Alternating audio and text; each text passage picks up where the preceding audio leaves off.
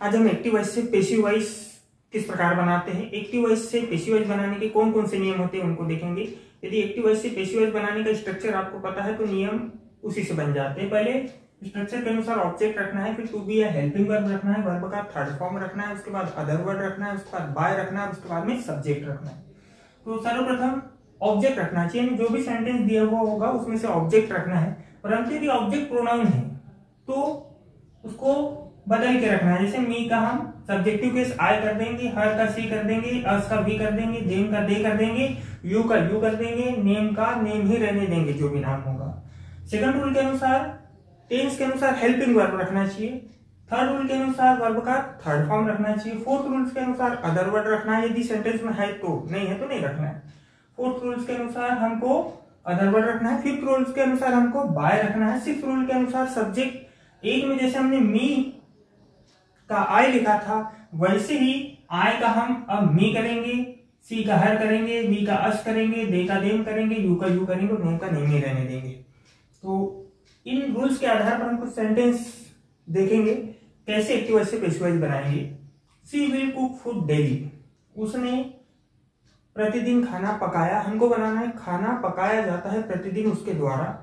तो सबसे पहले सेंटेंस को पहचानेंगे। सी जो है हमारा सब्जेक्ट हो गया, विल हेल्पिंग वर्ब हो गई, कुक जो है वो हमारा वर्ब हो गया, फूड हमारा ऑब्जेक्ट हो गया और डेली हमारा अदर वर्ब हो गया। पहले तो सेंटेंस को हम बांट लेंगे कि कौन कौन सा भाग कौन कौन सा है, उस अनुसार हमको उसको स्ट्रक्चर में डालना है। अब पहले ऑब्जेक्ट रखना है तो फूड प्रोनाउन नहीं है, जैसे तो वैसा लिख देंगे हम फूड। फिर उसके बाद हेल्पिंग वर्ब रखना है हमको, तो सिंपल फ्यूचर टेंस है तो सिंपल फ्यूचर टेंस जो होता है पैसिव वॉइस में उसकी दो हेल्पिंग वर्ब हो जाती है, विल बी और शॉल बी। तो यहाँ पर जब आए और भी आएगा तभी हम शॉल बी रखेंगे, बाकी कंडीशन में हम विल बी रखते जाएंगे। तो फूड के साथ हो जाएगा हेल्पिंग वर्ब उसकी विल बी। वर्ब का थर्ड फॉर्म रखना है तो कुक का हो जाएगा कुक्ड। उसके बाद में अदर वर्ड है हमारे पास में डेली, फिर रख देंगे हम बाय और सी का उधर जाके हो जाएगा ऑब्जेक्टिव केस उसका हर। सेंटेंस बन गया food will be cooked daily bye हर, खाना पकाया जाता है प्रतिदिन उसके द्वारा। नेक्स्ट सेंटेंस देखेंगे कि ही कॉल्ड मी, उसने मुझे बुलाया। अब हमको ये एक्टिव वॉइस में दिया, हमको पैसिव वॉइस में बनाना है कि मैं बुलाया गया उसके द्वारा। तो सबसे पहले ही सब्जेक्ट हो गया, कॉल्ड वर्ब का सेकंड फॉर्म हो गया, मी ऑब्जेक्ट हो गया। तो ऑब्जेक्ट रखना है। अब मी का मी नहीं रख सकते हैं, मी का हमको करना पड़ेगा आई, सब्जेक्टिव केस में लाना पड़ेगा, मी ऑब्जेक्टिव केस में है तो यहाँ पर हो जाएगा आई।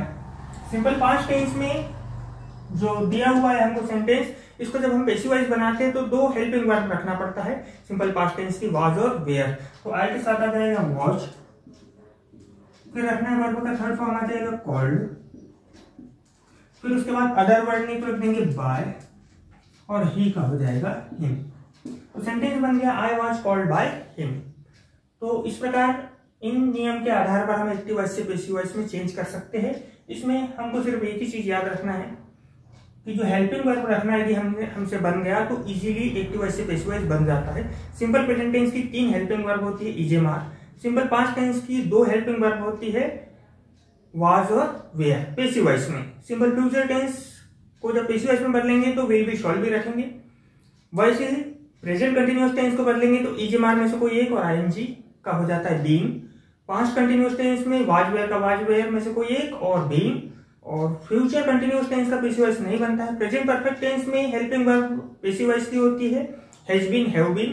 पास्ट परफेक्ट टेंस में had been, future perfect tense में will have been, shall have been.